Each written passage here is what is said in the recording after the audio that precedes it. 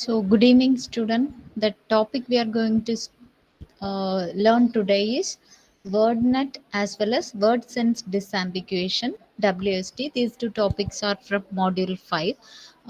First, we learn about WordNet. In the yesterday's class, we saw about how we are converting or mapping from word to meaning, how we are finding the context window, size of the window, some of the topics relevant to word embedding we learned yesterday. So word net means it's nothing but a large set of database, okay, collection of words with meaning. That is called as word net, like the dictionary. In older days, if you want to know the meaning of some word, immediately we took the dictionary and we'll search it. But nowadays, instead of dictionary, we are using Google, right, for searching meaning, translation, whatever it is. So we are checking the meaning, translation, everything in Google means everything should be already feeded it into the Google database, Google server. Okay, then only we can able to access the data, whatever it is. Okay, so WordNet is a large collection of lexical database for English. Okay.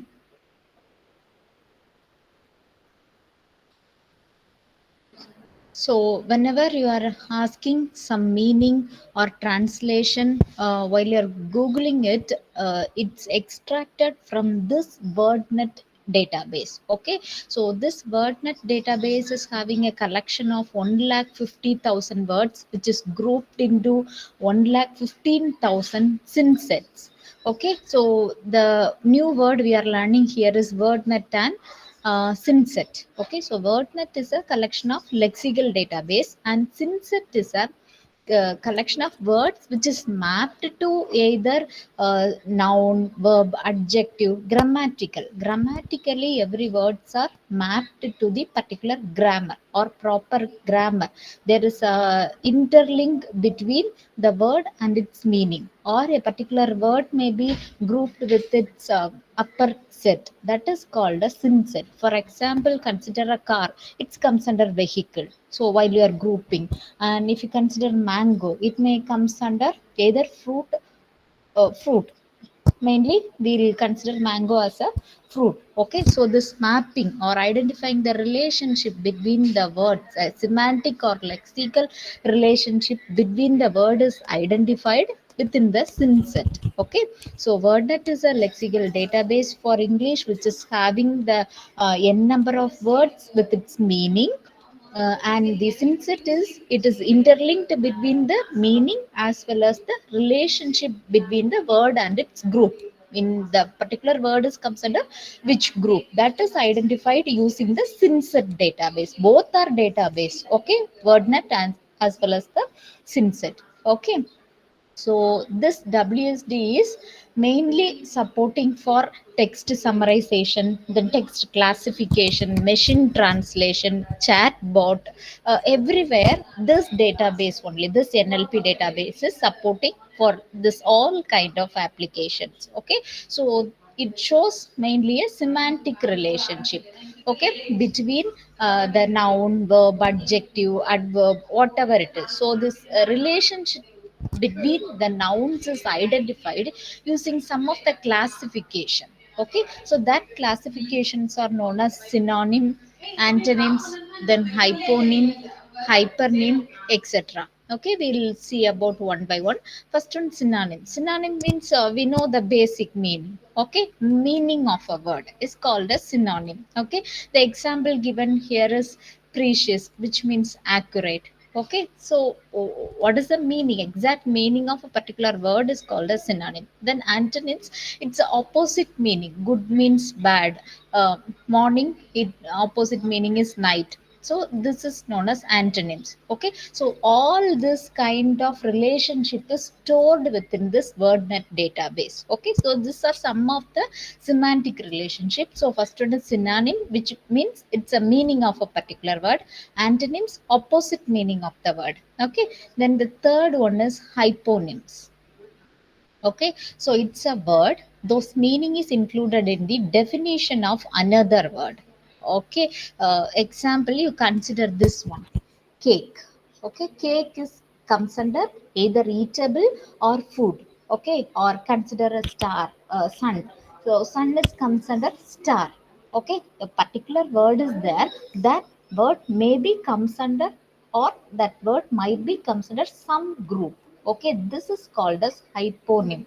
Okay, mapping it with its higher order definition, mapping a particular word with its higher order definition. Then you consider wheel or motor, so it may be mapped to either a car or bike.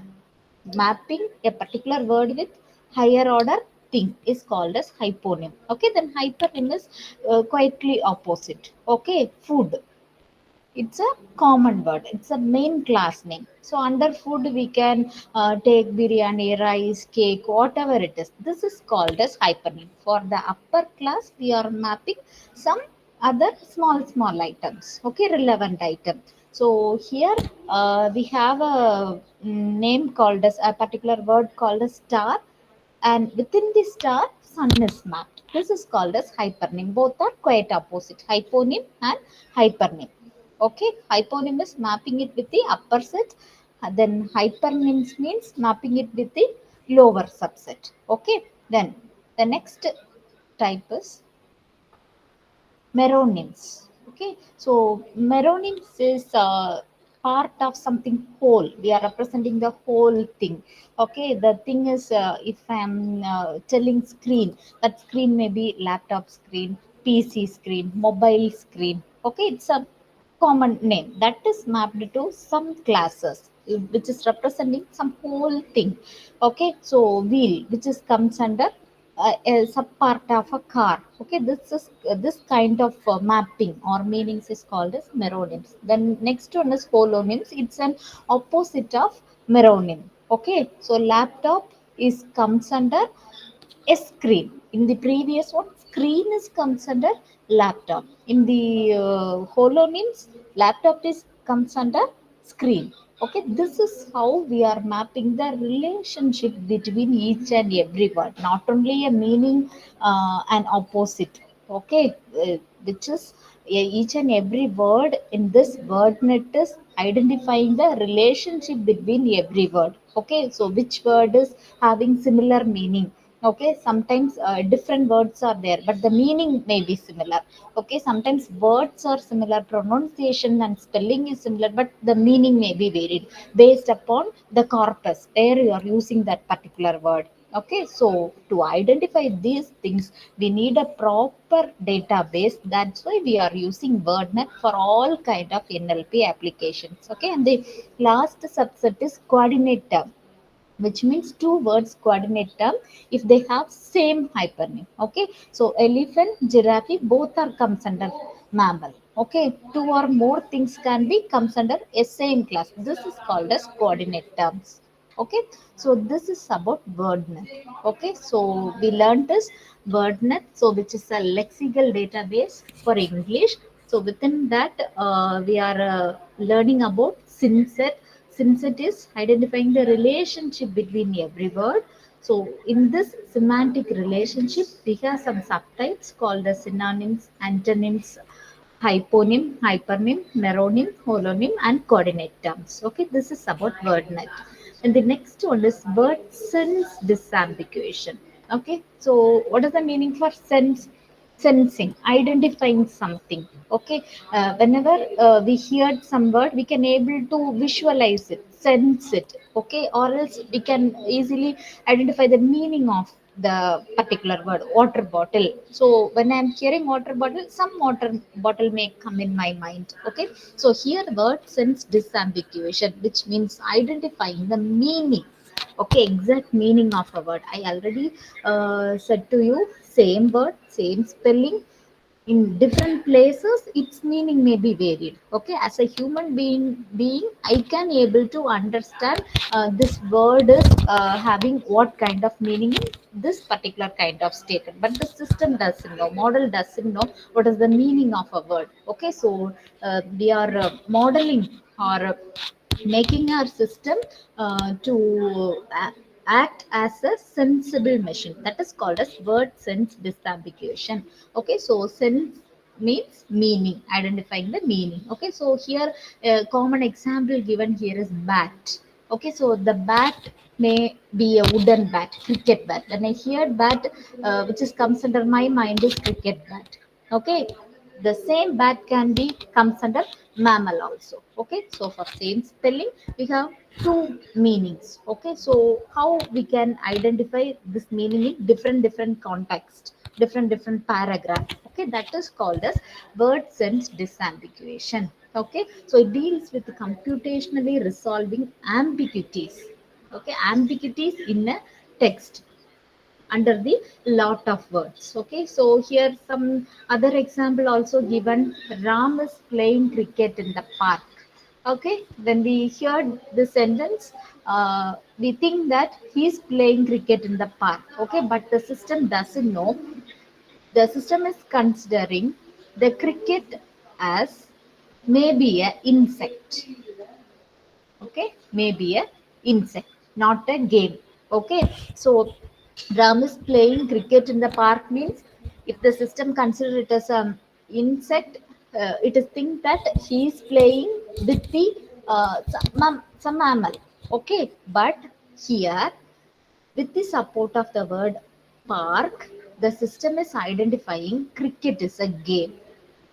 Okay, here the correct sense of cricket is a game as the word park appears in the context. Okay, is it clear? So when we are feeding or when we are asking translation to the system, not only it will check the single word, it will check the previous word, next word, everything. Finally, it will come to a conclusion and giving the translation. So this word sense disambiguation mainly supports in translation, language translation. Okay, we may spoke in English, the system is converting it into Tamil. Okay, at that time, if the system exactly know the proper meaning based upon the context, then only the translation could be proper. Okay, so that we must need a word sense disambiguation. But lot of improper data sets or in lot many languages the data set is not properly created for this word sense disambiguation. That's why the NLP is lagging a lot in conversion from one text to another language. Okay, English to some other language. Okay, only a limited language, only a Google can translate from English to other. Okay, lot many languages are yet to there, which need a WordNet database. Okay, so the repository of the word net is very less for other languages. Okay, English, Tamil, and Hindi is okay. We have proper translation nowadays. For some other languages, it is a little difficult to convert, do the translation. Okay, so this word sense disambiguation can be done with the support of some common approaches called as supervised learning, unsupervised learning, knowledge based, and hybrid. Okay, so in supervised learning, you know the concept of supervised. Already we trained the machine with some kind of data set. Based upon the training, the system or model is working. Okay, that is called as supervised learning. Okay, here also we are using the same pattern called as the target word, sense of meaning, everything is already fed to the system. Based on that, the word sense or word net is working. So word net, we are using a neural network model here. Okay, then unsupervised, it involves clustering words that appear in similar context together and then assigning senses to the resulting cluster. We are not feeding anything to the model. So based upon the appearance, again and again, a particular word is appearing in which type of context. Based on that, the model is creating or learning a relationship for that particular word, and it is using for further annotation. Okay, that is called as unsupervised learning. The knowledge based, this involves using knowledge base such as dictionary or ontology to map words to their different senses. So already a dictionary of database or a library is feed to the model. Okay, So that is called as knowledge based. Already it have a knowledge based upon the knowledge or dictionary of words, a particular mapping is done, or the model is working in a sensible manner. Okay, word sense disambiguation. And the last one is hybrid. Here we are combining both supervised, unsupervised, and knowledge based model. That's why the translation as well as word sense disambiguation is working properly because of this hybrid model.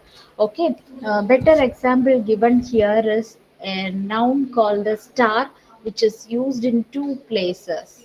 Okay, see here. The first example is he always wanted to be a Bollywood star. Okay, so what is the meaning of this star here? A star represents he may be famous, he may be a good singer, good performer, good player, good actor, whatever it is. That is the meaning of the star here. He always wanted to be a Bollywood star. Okay, so usually when we hear the word star, we'll think a star which is in the sky. Okay, but here, based upon the remaining context as well as the remaining word, the meaning of a star is varied. Okay, so the system should identify it, sense the proper meaning.